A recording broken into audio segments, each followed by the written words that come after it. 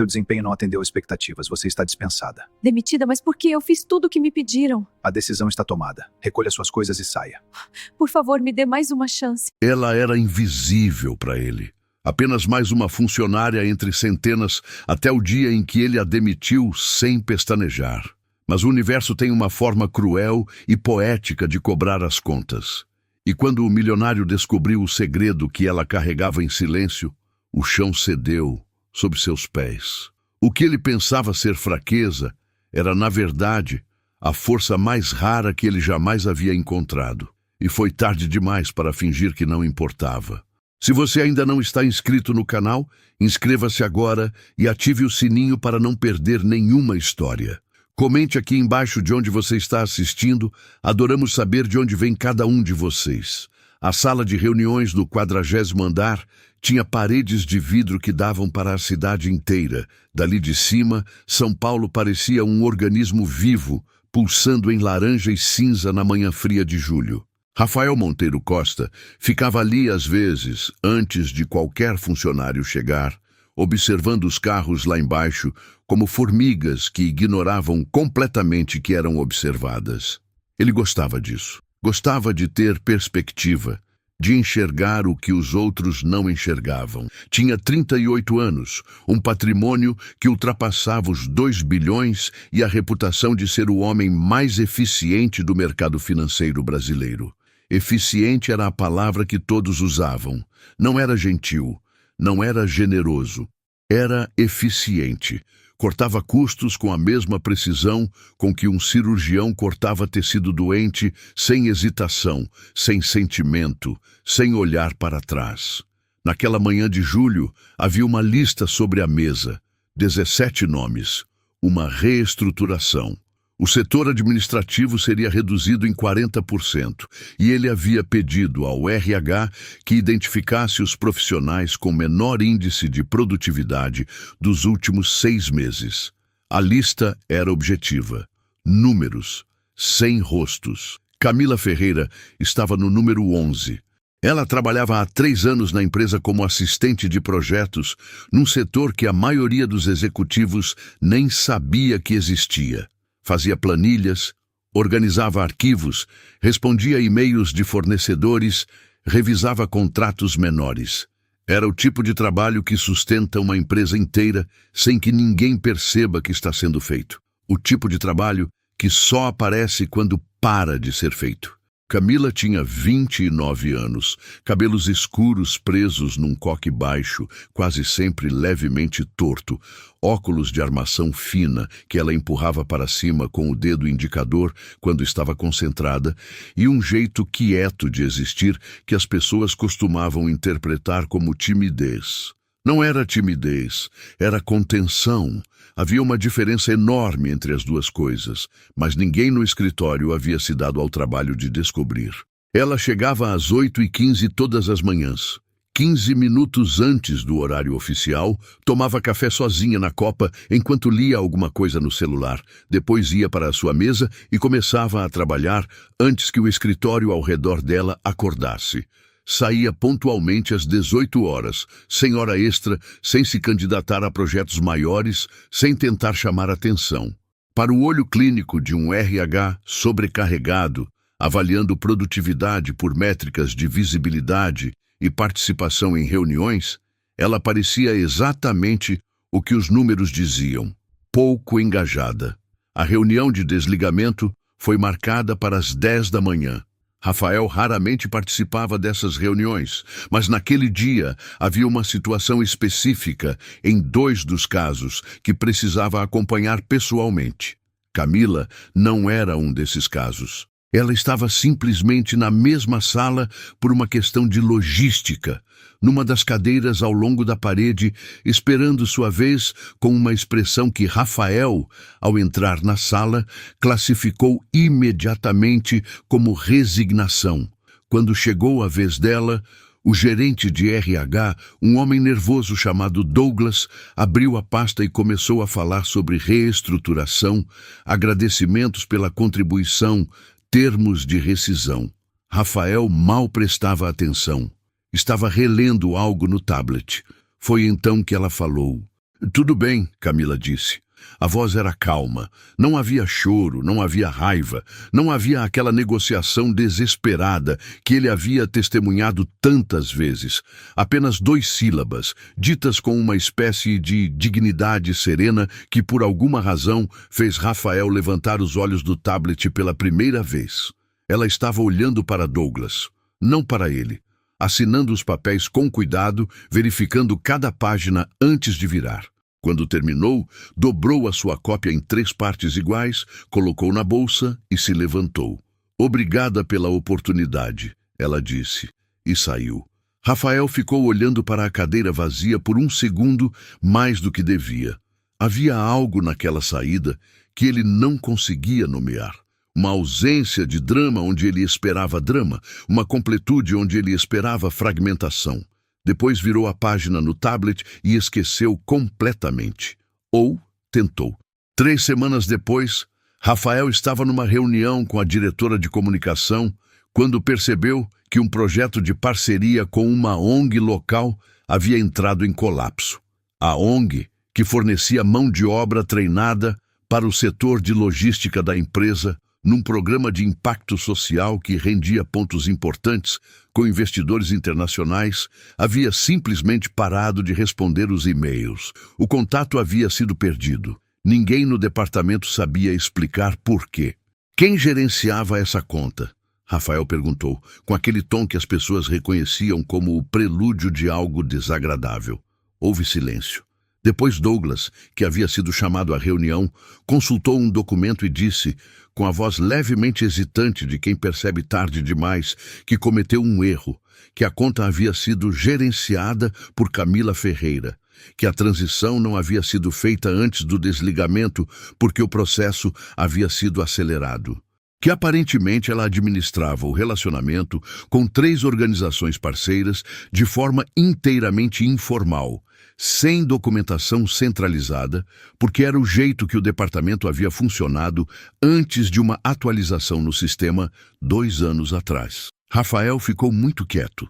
As pessoas que trabalhavam com ele sabiam que o silêncio era mais perigoso que o volume.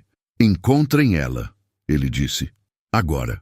Encontrar Camila Ferreira, no entanto, provou ser mais complicado do que qualquer um havia antecipado. Ela não tinha redes sociais, ou se tinha, não era possível localizá-las pelo nome. O número de telefone no cadastro da empresa estava desativado. O endereço constava como um apartamento numa rua de Pinheiros, que quando um assistente foi verificar, pertencia a um prédio que havia sido demolido e substituído por outro no ano anterior. Era como se ela houvesse existido dentro daquele escritório e em nenhum outro lugar ao mesmo tempo. Foi o próprio Rafael que, numa tarde de sexta-feira, em que estava mais impaciente do que de costume, abriu o e-mail pessoal dela, que constava nos registros, e enviou uma mensagem direta, sem passar pelo RH, sem nenhuma formalidade corporativa. Apenas, preciso conversar com você sobre os projetos com as ONGs. Rafael Costa. A resposta chegou 48 horas depois, num domingo à noite. Senhor Costa, entendo a urgência. Posso enviar toda a documentação por e-mail, se preferir. Não tenho interesse em retornar à empresa. Camila. Ele ficou olhando para aquela última frase por um tempo considerável. Não tenho interesse em retornar à empresa. Não havia amargura ali. Não havia provocação. Era apenas uma declaração de fato, limpa e direta, como todas as interações que ele havia tido com ela, por mais breves que fossem. Ele respondeu, prefiro pessoalmente. Posso me deslocar até onde for conveniente para você. Desta vez, a resposta demorou apenas 20 minutos. Um endereço numa rua de Vila Madalena. Uma terça-feira às 10 da manhã. Nada mais. O endereço era de um galpão antigo convertido que funcionava como um espaço comunitário. Rafael chegou de carro, com seu motorista, e ficou alguns instantes na calçada, olhando para a fachada antes de entrar. Havia uma horta vertical na entrada, crianças passando com mochilas. Um quadro de avisos cheio de folhetos coloridos. Dentro, o espaço era maior do que parecia de fora. uma área de mesas comuns, onde pessoas trabalhavam em laptops, uma cozinha aberta e, ao fundo, separados por divisórias baixas, pequenos escritórios. Camila estava numa das mesas comuns, com 2 monitores à sua frente e um caderno aberto ao lado. Ela estava ao telefone quando ele chegou e levantou um dedo para pedir um momento sem nem tirar os olhos da tela. Rafael Costa, que não esperava por ninguém, esperou. Quando ela desligou, olhou para ele com a mesma expressão calma que ele havia notado na sala de reuniões. Sem reverência, sem animosidade, apenas uma avaliação direta e tranquila. "Obrigada por vir", ela disse. "Pode sentar." Ela havia preparado uma pasta, impressa, organizada por abas coloridas, com um índice na primeira página. Rafael abriu e ficou em silêncio por vários minutos, percorrendo o material. Havia histórico de todos os contatos, nomes de responsáveis em cada organização, contexto de cada parceria, pendências específicas com observações sobre como abordá-las. E, ao final, um documento de 3 páginas que ela havia escrito explicando a lógica de cada relacionamento e o que precisaria ser feito para retomá-los. Era o trabalho de alguém que havia previsto exatamente essa situação. "Você sabia que isso ia acontecer?", ele disse. Não era uma pergunta. "Eu sabia que era possível", Camila respondeu. "Por isso deixei preparado. Mas não avisou ninguém." Ela inclinou a cabeça levemente. "Avisei. Mandei um e-mail para o Douglas 3 dias antes do meu último dia, pedindo uma reunião de passagem de responsabilidades. Ele disse que não seria necessário porque o setor seria remodelado de qualquer forma." Uma pausa breve. "Tenho o e-mail se quiser ver." Rafael fechou a pasta devagar. Havia uma sensação estranha se formando no peito dele, algo que ele não reconhecia imediatamente porque não era uma emoção que costumava frequentar. Era algo próximo ao constrangimento, mas mais profundo, mais incômodo. "Por que você está aqui?", ele perguntou, olhando ao redor do galpão. "O que é esse lugar?" Pela primeira vez desde que ele havia chegado, algo mudou no rosto dela. Não exatamente um sorriso, mas uma suavização. Como se a pergunta houvesse tocado em algo que importava de verdade. "É meu", ela disse. E então ela contou. Camila havia começado aquele espaço há 2 anos, paralelamente ao emprego. Com as economias de 3 anos de trabalho anterior e um empréstimo que ela havia levado 18 meses para pagar, havia alugado o galpão, reformado com a ajuda de voluntários e transformado em um centro de capacitação profissional para mulheres em situação de vulnerabilidade.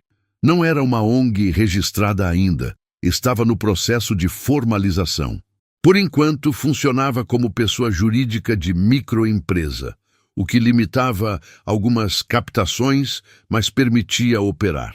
Tinha, naquele momento, 142 mulheres inscritas em cursos que iam de informática básica à gestão financeira pessoal.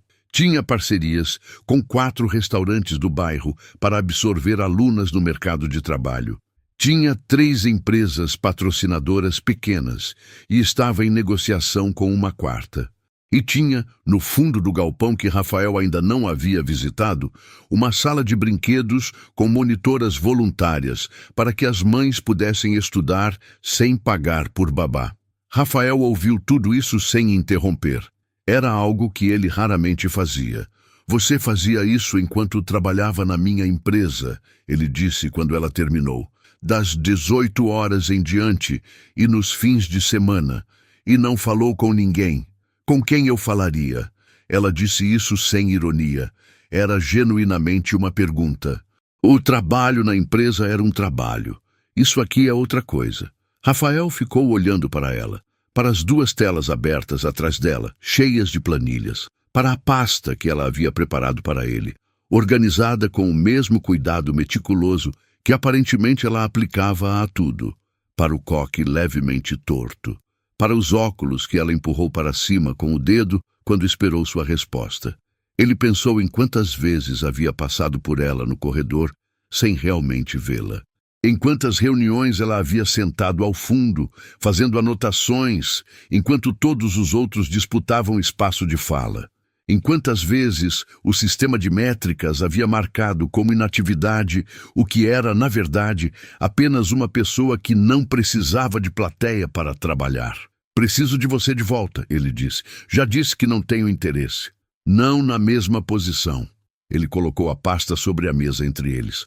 Quero contratar você como consultora de parcerias sociais. O programa com as ONGs é estratégico para nós com investidores europeus. Você claramente entende como funciona esse ecossistema melhor do que qualquer pessoa no meu quadro atual. Camila o estudou por um momento. Por que eu faria isso? Porque pagaria bem. Eu não preciso de dinheiro urgentemente. Rafael raramente tinha que elaborar uma proposta além do número. Era uma experiência nova e ligeiramente desconcertante. O que você precisa? Ela pegou o caderno ao lado dos monitores e abriu numa página cheia de listas. Ele reconheceu o formato.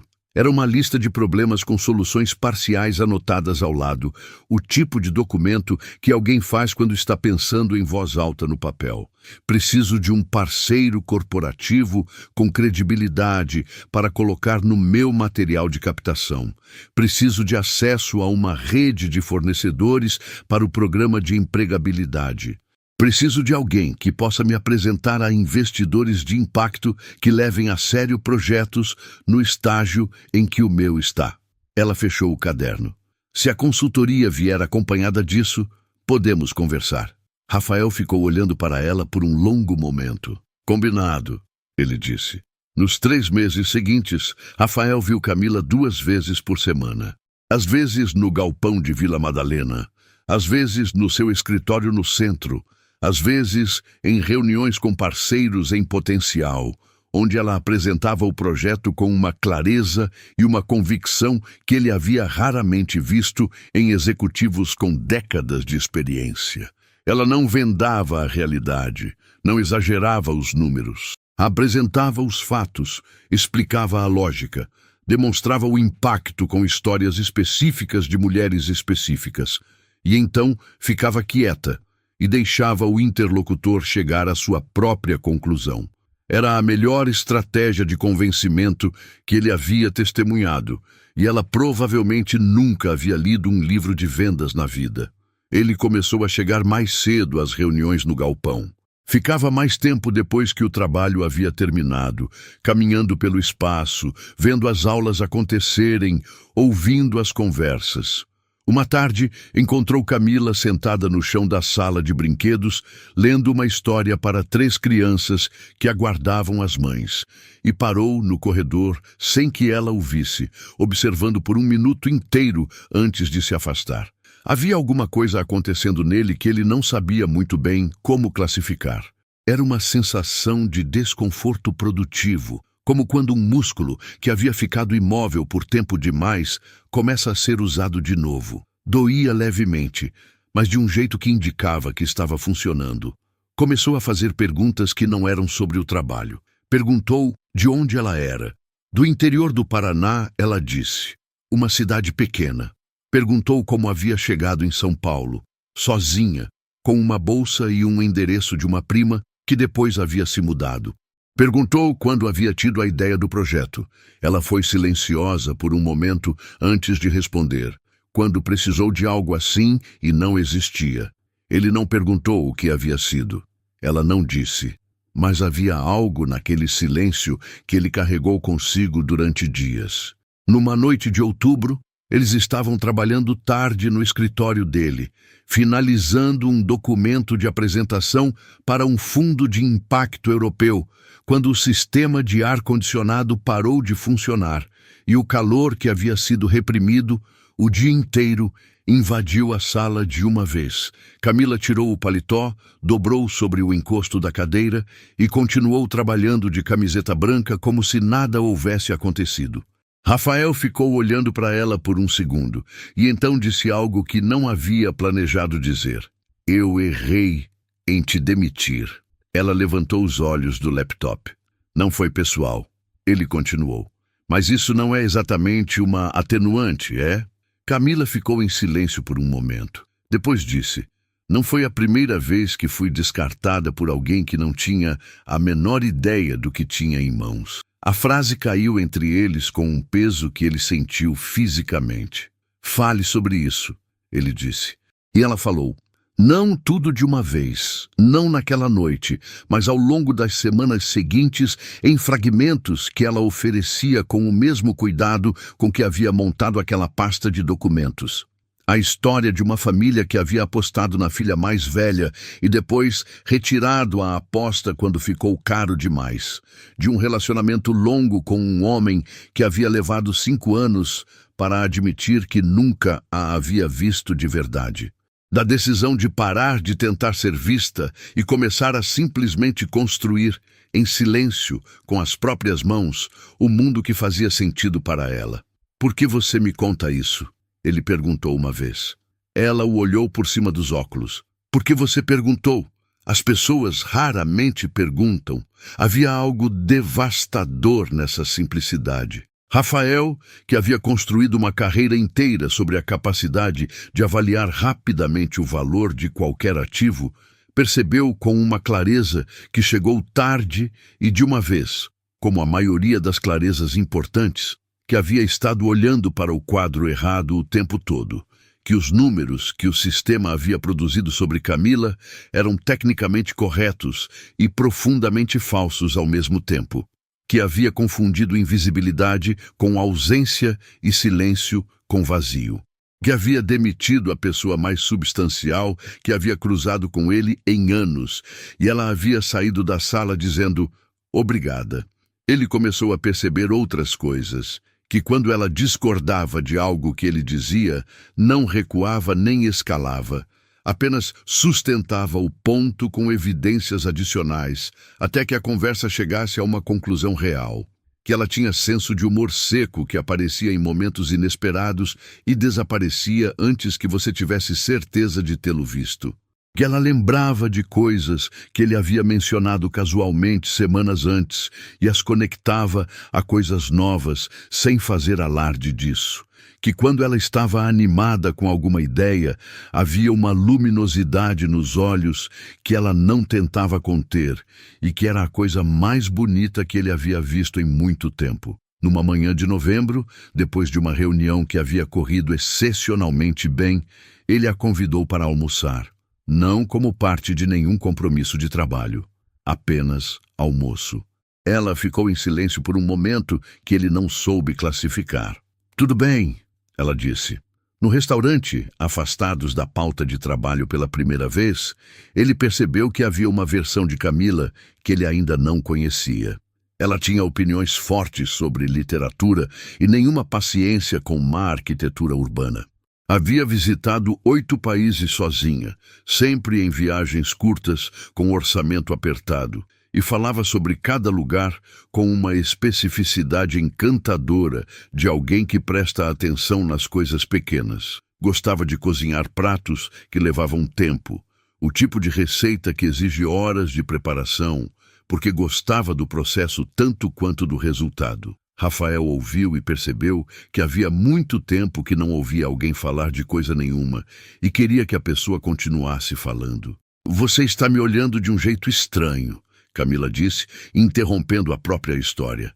Estou pensando, ele disse. Em quê? Ele ficou em silêncio por um momento. Depois disse, com a diretividade de quem não aprendeu a ser oblíquo. Em como eu poderia ter te demitido. Ela o olhou.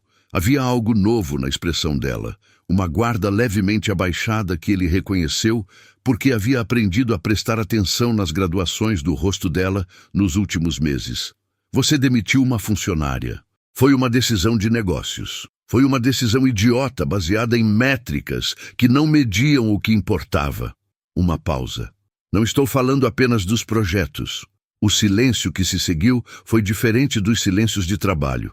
Era um silêncio com textura, com possibilidade. Rafael, ela disse, e era a primeira vez que ela usava o nome dele sem o tratamento formal. Você não me conhecia. Não tinha como saber. Devia ter tentado conhecer.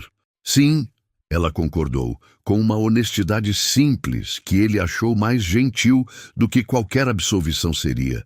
Devia. O projeto foi aprovado pelo Fundo Europeu em dezembro. Era o maior aporte que o espaço de Vila Madalena havia recebido, suficiente para garantir 3 anos de operação e expansão para um segundo núcleo em outro bairro. Camila ficou em silêncio por um longo momento quando Rafael ligou com a notícia, e ele ficou do outro lado da linha, ouvindo esse silêncio e entendendo que havia tipos de alegria que são grandes demais para fazer barulho. Eles comemoraram no galpão, com as voluntárias e as alunas que estavam lá naquela tarde, com bolo de cenoura que alguém havia trazido e refrigerante num copo de plástico. Rafael Costa, que havia comemorando fechamentos de negócios em restaurantes com estrelas Michelin, ficou de pé naquele galpão com um copo de guaraná na mão e pensou que não havia estado tão completamente presente em nenhuma comemoração nos últimos 10 anos. Mais tarde, quando o galpão havia esvaziado e eles estavam recolhendo as últimas coisas, Camila disse sem olhar para ele: "Obrigada. Por tudo que fez, não precisava."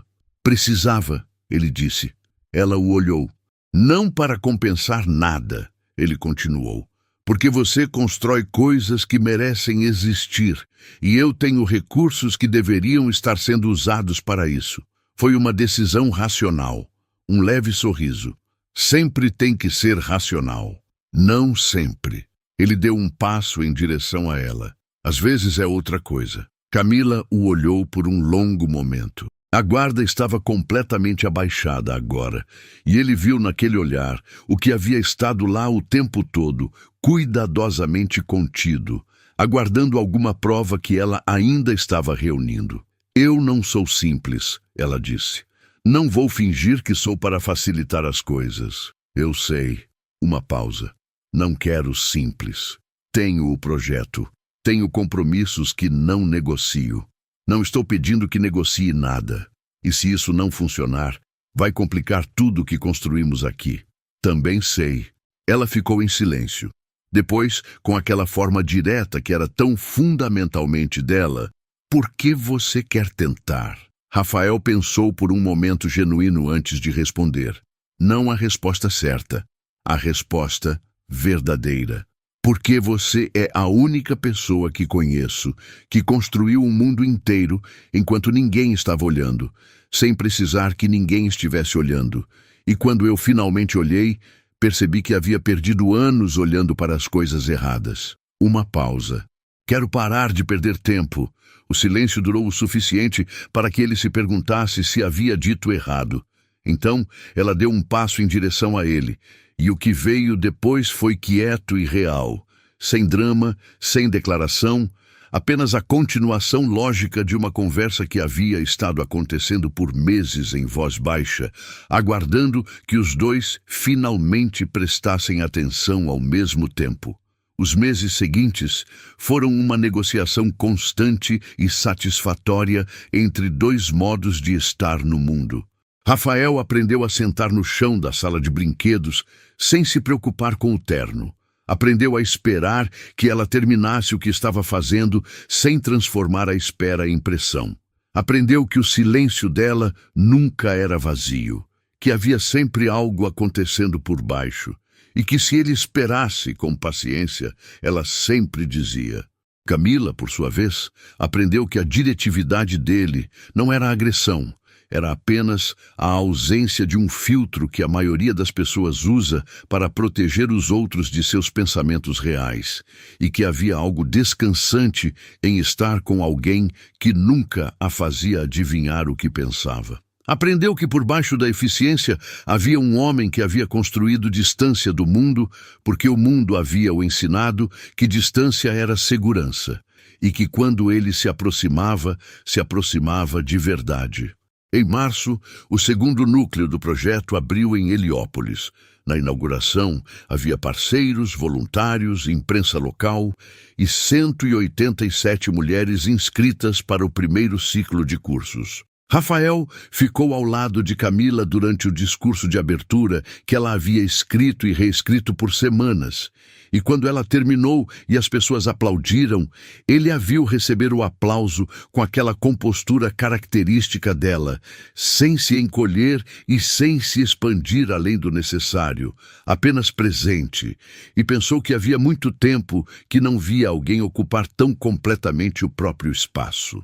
Depois, numa conversa com uma das jornalistas presentes, alguém perguntou a Camila como havia surgido o projeto. Ela contou a história como sempre contava, focada nos números e nos resultados. A jornalista perguntou se havia uma virada específica, um momento em que tudo havia se conectado. Camila ficou em silêncio por um segundo. Então disse, com um leve sorriso de canto, que Rafael reconhecia de longe: "Fui demitida." A jornalista ficou confusa. Camila explicou brevemente, sem drama, que havia perdido um emprego e que isso havia criado o tempo e a necessidade de colocar o projeto em primeiro lugar de vez. "E o emprego que perdeu, tem arrependimento?" a jornalista perguntou. Camila virou levemente a cabeça na direção de Rafael, que estava a 2 metros de distância e havia ouvido tudo. O sorriso se aprofundou 1 milímetro. "Nenhum", ela disse. Mais tarde, no carro de volta, Rafael disse: "Nenhum? Nenhum", ela repetiu com absoluta seriedade. "Se você não tivesse me demitido, eu estaria ainda tentando equilibrar as duas coisas. Nunca teria pulado de vez. Então eu fiz um favor. Não seja arrogante." Uma pausa. "Mas sim, inadvertidamente." Ele riu e ela riu. E por um momento, o carro estava cheio desse som que era a coisa mais diferente que Rafael havia colocado dentro de qualquer espaço seu em muitos anos. A história que eles estavam construindo não era a que nenhum dos dois havia planejado. Camila não havia planejado ser encontrada por alguém que havia sido o símbolo de tudo que estava errado com o mundo que ela havia aprendido a operar por fora. Rafael não havia planejado que a reestruturação mais eficiente de sua vida profissional seria descobrir que havia estado medindo as coisas erradas o tempo todo. Mas as melhores histórias raramente seguem o planejamento. Elas seguem a direção do que é real. E o que era real era isso: 2 pessoas que haviam aprendido a proteger o que importava de modos completamente opostos. E que haviam encontrado um no outro exatamente o que faltava na própria equação.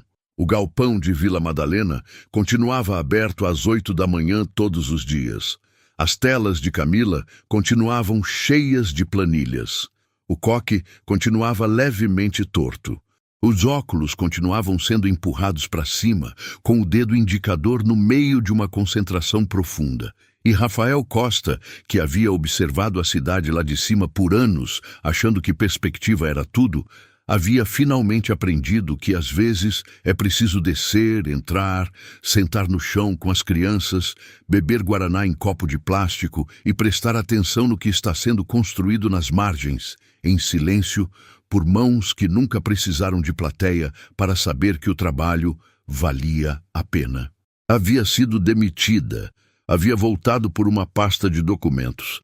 Havia ficado por algo que não cabia em nenhum relatório. E ele, que havia passado décadas sendo eficiente, havia finalmente aprendido a ser algo mais difícil, mais instável e infinitamente mais necessário.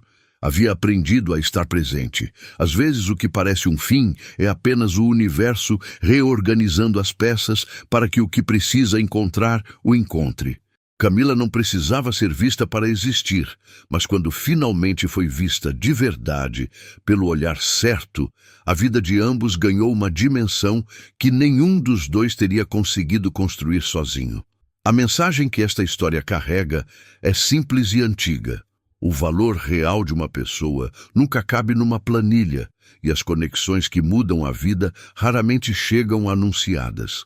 Chegam disfarçadas de erro, de perda, de um portão fechado que, na verdade, era um redirecionamento. Se você chegou até aqui, obrigado por ter acompanhado esta história.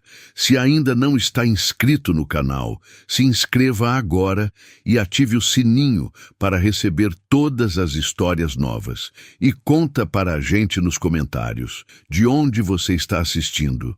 Adoramos ler cada mensagem de vocês.